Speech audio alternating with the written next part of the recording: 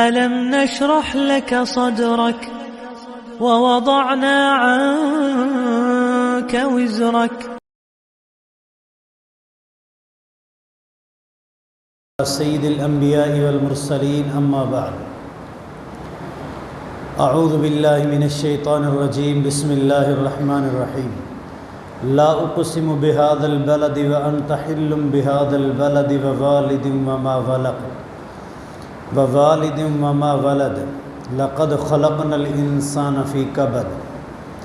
اللہم صلی علی محمد وعلی آل محمد کما صلیت علی ابراہیم وعلی آل ابراہیم انک حمید مجید. اللہم بارک علی محمد وعلی آل محمد کما بارکت علی ابراہیم وعلی آل ابراہیم انک حمید مجید. رب اشرح لی صدری ویسر لی امری واحلل عقدۃ من لسانی یفقہوا قولی. رب زدنی علما رب زدنی علما رب زدنی علما.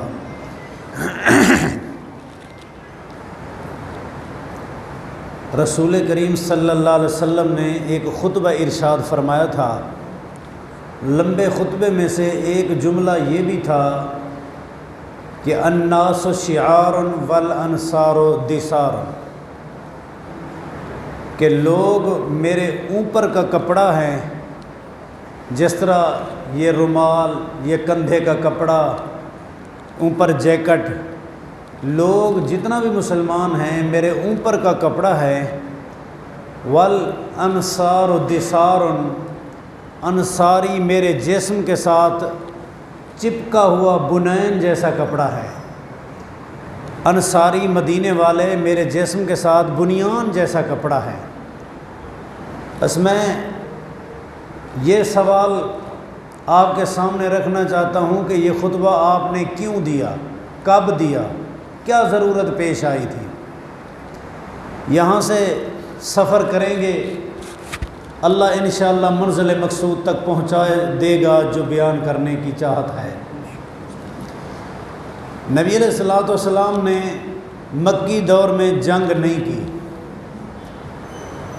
کافروں کے ظلم سہتے رہے، جنگ نہیں کی.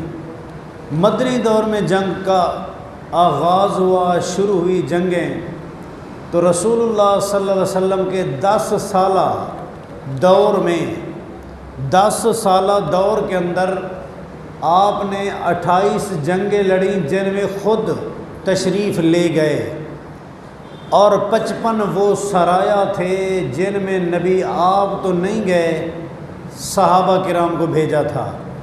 55 سرایا. یہ تعداد میں گنتی کرنے والے مؤرخین، سیرت نگار اختلاف ضرور کرتے ہیں.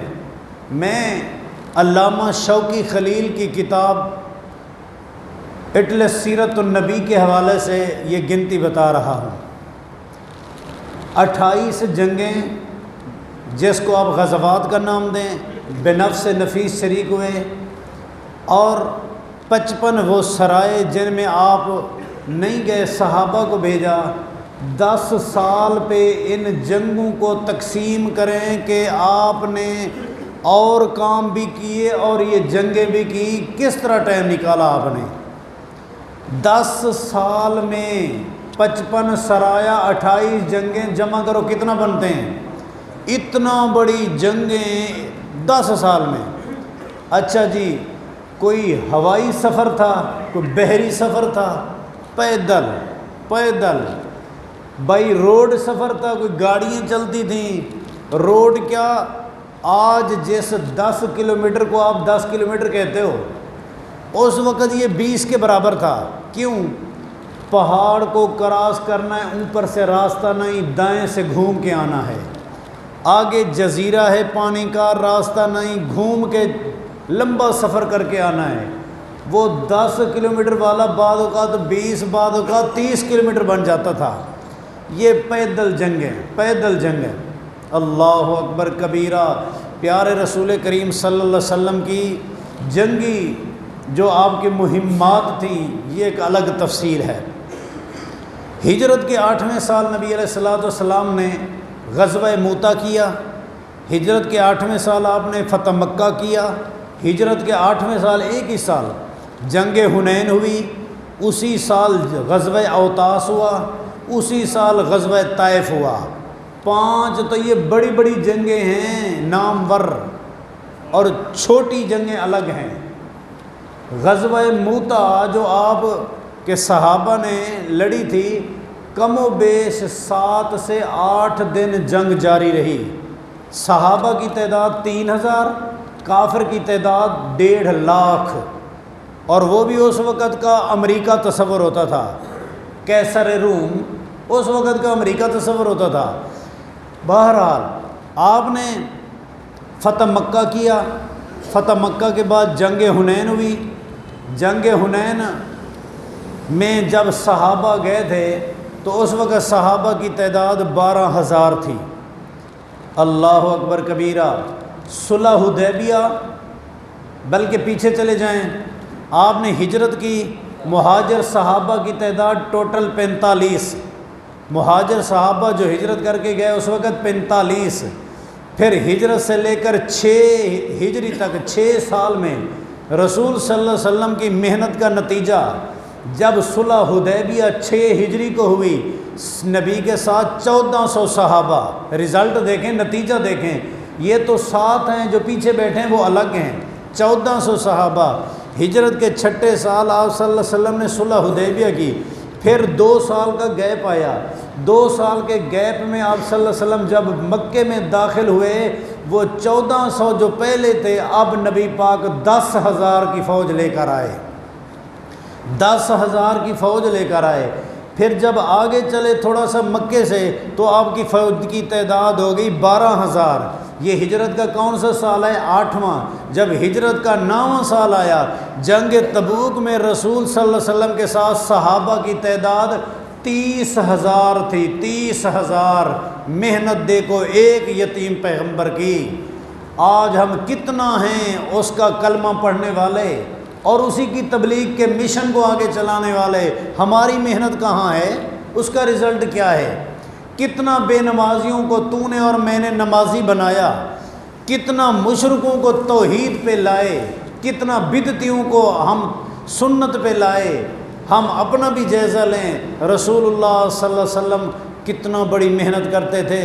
اور یہ بھی ایک میں اکثر کہا کرتا ہوں کہ کتنا خوشی ہوگی رسول اللہ صلی اللہ علیہ وسلم جب مکے میں داخل ہوئے 10,000 کی فوج لے کر، جہاں سے روتے ہوئے ہجرت کے وقت گئے تھے کہ مکے والے مجھے رہنے نہیں دیتے، فرما رہے تھے اے مکہ ما اطیب ارضا، کہ تیری زمین بڑی پاکیزہ ہے، دل نہیں کرتا چھوڑنے کو، پر چھوڑ اس لیے رہا ہوں کہ تیرے باشندے مکے والے مجھے مکے رہنے نہیں دیتے، مجبوری سے جا رہا ہوں۔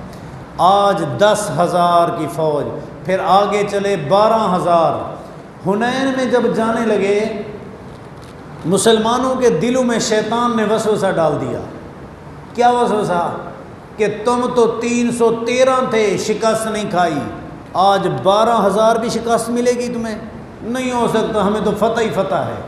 اللہ نے قرآن میں فرما دیا وَيَوْمَ حُنَيْنٍ إِذْ أَعْجَبَتْكُمْ كَثْرَتُكُمْ، تم میری رحمت بھلا بیٹھے ہو، کثرت پہ ناز کر رہے ہو کہ کثرت فتح دے گی یا رحمت سے فتح ملے گی؟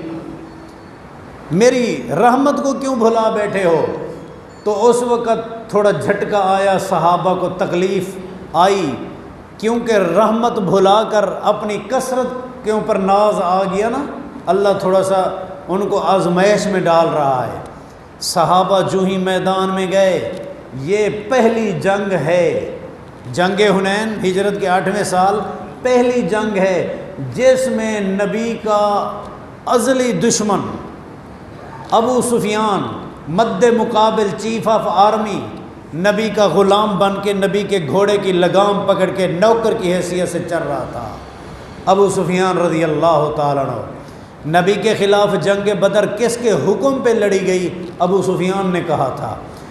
اور جنگ حنین میں نبی کے خلاف چیف آف آرمی کون تھا؟ ابو سفیان تھا۔ جنگ خندق میں نبی کے خلاف چیف آف آرمی کون تھا؟ ابو سفیان تھا۔ ہر جنگ میں نبی کی مخالفت کرنے والا آج غلام بن کے یتیم پیغمبر کے گھوڑے کی لگام پکڑ کے جنگ حنین میں جب جا رہا تھا، کافروں نے ایک دم نیزے مارے، مسلمانوں کے گھوڑے پیچھے دوڑے، اونٹ پیچھے دوڑے۔ ابو سفیان نے کہا جس طرح ان کی سواریاں پیچھے جا رہی ہیں مجھے ایسا لگتا ہے کہ تیرے صحابہ کو ساحل سمندر روکے گا، پہلے نہیں رکیں گے۔ نبی نے نعرہ لگایا، فرمایا تجھے بھول ہے۔ آپ نے نعرہ لگایا، انا النبی لا کذب انا ابن عبد المطلب، انا النبی لا کذب انا ابن عبد المطلب، میں نبی ہوں، جھوٹ کی بات نہیں، میں عبد المطلب کا بیٹا ہوں، بہادر دادے کا بہادر بیٹا ہوں، بزدل نہیں ہوں۔ نبی علیہ السلام نے اعلان فرمایا، این اصحاب الشجرہ، کہاں ہیں حدیبیہ کے درخت کے نیچے بیٹھ کر بیعت کرنے والے، آج کہاں ہیں؟ صحابہ سارے پلٹے، پیارے پیغمبر نے مٹی اٹھائی ان کافروں کی طرف پھینکی۔ اللہ نے فرمایا وما رمیت اذ رمیت ولکن اللہ رما، کافروں کی آنکھیں چندھیا گئیں، مسلمان ایک دم جنگ میں آئے اور جنگ کی بٹھی فل گرم ہوئی۔ تھوڑی دیر بعد کافر دوڑے، ایک گروہ اوتاس کی طرف دوڑا، دوسرا کافروں کا گروہ غزوہ طائف کی طرف دوڑا۔ طائف والے دم دبا کے بھاگے، قلعے میں چھپ گئے۔ اوتاس میں جا کر پھر جنگ ہو گئی۔ اب مال غنیمت ہوا حنین کا کٹھا، غزوہ اوتاس کا مال غنیمت جمع ہوا، طائف سے بھی کچھ نہ کچھ مسلمانوں کو۔ جب مال غنیمت بانٹنے کی باری آئی، بہت بڑا مال تھا، بہت بڑا مال تھا، 40,000 بکریاں، 24,000 اونٹ، سونے کے سکے، چاندی کے سکے کافی مقدار میں، پھر سونا، خود سونا، اس کے علاوہ جانور، مرد، عورتیں، غلام اور لونڈیوں کی حیثیت سے وہاں جمع ہیں۔ نبی علیہ السلام نے جب مال تقسیم کیا تو آپ نے ٹوٹل مال غنیمت ان کو دیا جو ابھی مکے سے کلمہ پڑھ کے نبی کے ساتھ جنگ حنین میں آئے تھے۔ جو 10,000 پیچھے سے آئے تھے ان کو نہیں دیا، مدینے والوں کو نبی نے مال غنیمت نہیں دیا۔ یہ کیوں دیا؟ قرآن کہتے ہیں والمؤلفۃ قلوبہم، جو غیر مسلم نیا مسلمان ہو اس کو کچھ نہ کچھ دیا کرو دل جیتنے کے لیے، تاکہ وہ دین اسلام کے اندر چند دن رہے تو صحیح، جب رہے گا تو ایمان کی لذت و چس اس کو آئے گی، پھر ایمان نہیں چھوڑے گا۔ ان کے دل جیتنے کے لیے رسول نے دیا۔ انصاری مدینے والے سارے خوش تھے، ٹھیک تھے، ٹھیک ہوا، اچھا ہوا، لیکن نوجوان جلد بازی میں بعض اوقات کچھ کہہ دیتے ہیں۔ آج کل بھی نوجوانوں کو چاہیے بڑوں کے مشورے کے بغیر نہ چلیں، جو بات کریں پہلے سوچیں۔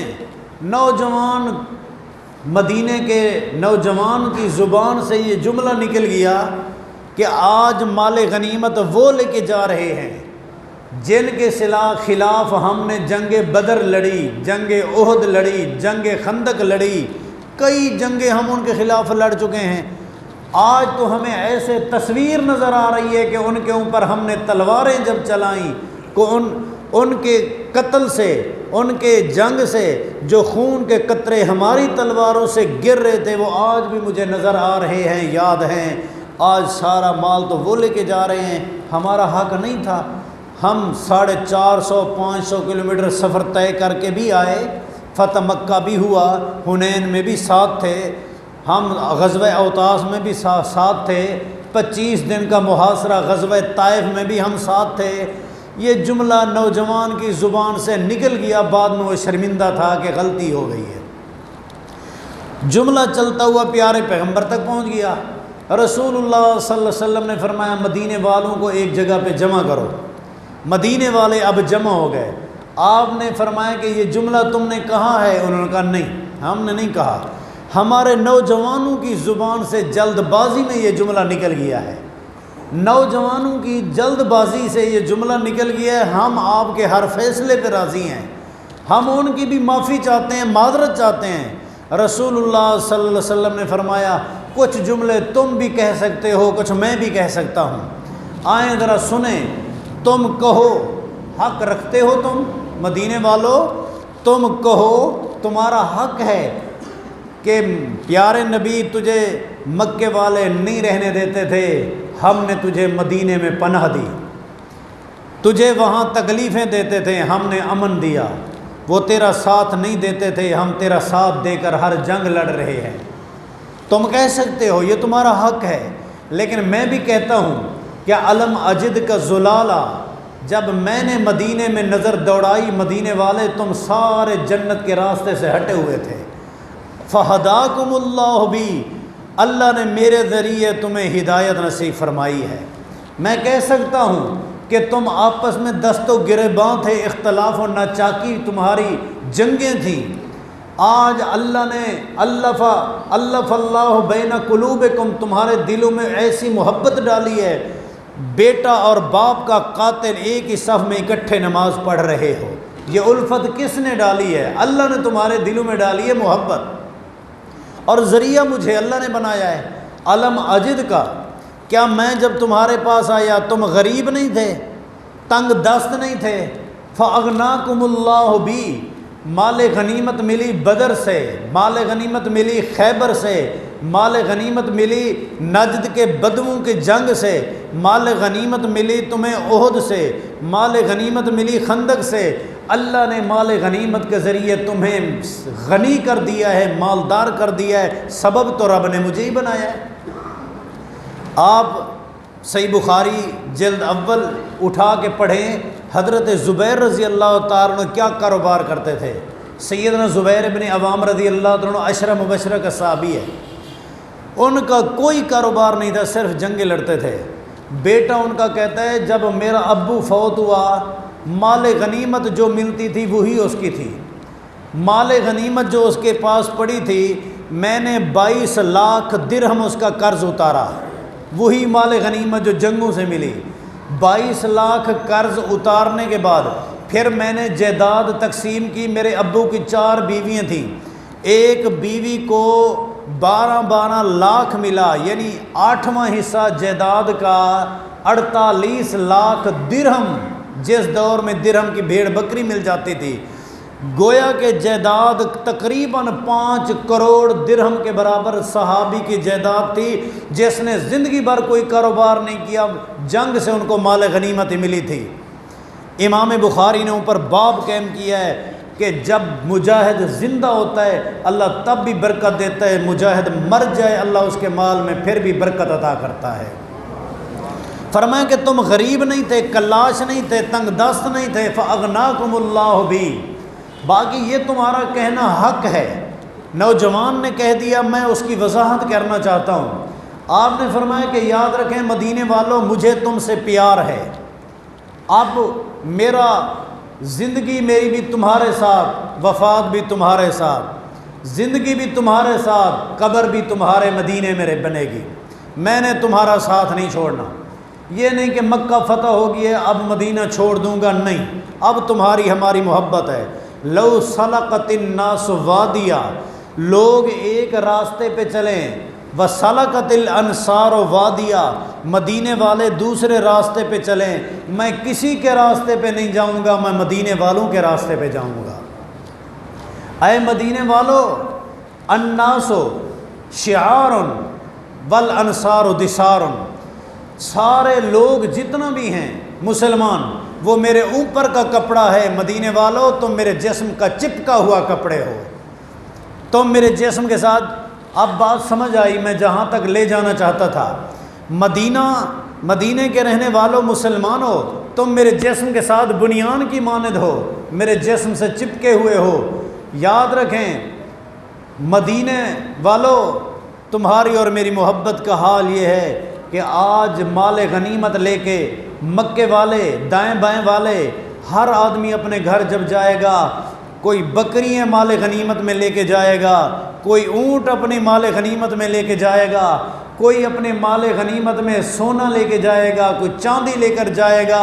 مدینے والوں، تمہارے پاس نہ بکریاں ہوں گی، نہ اونٹ ہوں گے، نہ سونا ہوگا، نہ چاندی، لیکن تم امام الانبیاء کو ساتھ لے کے جاؤ گے۔ مدینے والے زار و قطار رونے لگے، کہنے لگے ہم اس نصیبے پہ خوش ہیں۔ اور انہوں نے جنگ خندق میں کہا تھا نا، نبی پاک نے دیکھا خندق میں مدینے والے بیچارے پریشان ہیں، اور پریشان بزدلی والی نہیں، بہادری والی پریشانی، یوں ہے کہ تھکاوٹ ہے، تھکاوٹ ہے، خندق کھودی جا رہی ہے، مٹی مٹی ہو چکے ہیں، جسم کے اوپر ساری مٹی، غبار، چٹانیں ٹوٹتی نہیں، خندق کی کھدائی ہے۔ نبی پاک نے دیکھا کیا ہی کمال ہے مدینے والوں کی جو خندق کھود رہے ہیں۔ صحیح بخاری مسلم، آپ نے فرمایا اللہم لا عیش الا عیش الآخرہ فاغفر للانصار والمہاجرہ، اللہ زندگی تو آخرت کی، جنت کی زندگی ہے، دنیا کی زندگی ہے یہ تو مشقت سے بھری ہوئی زندگی ہے۔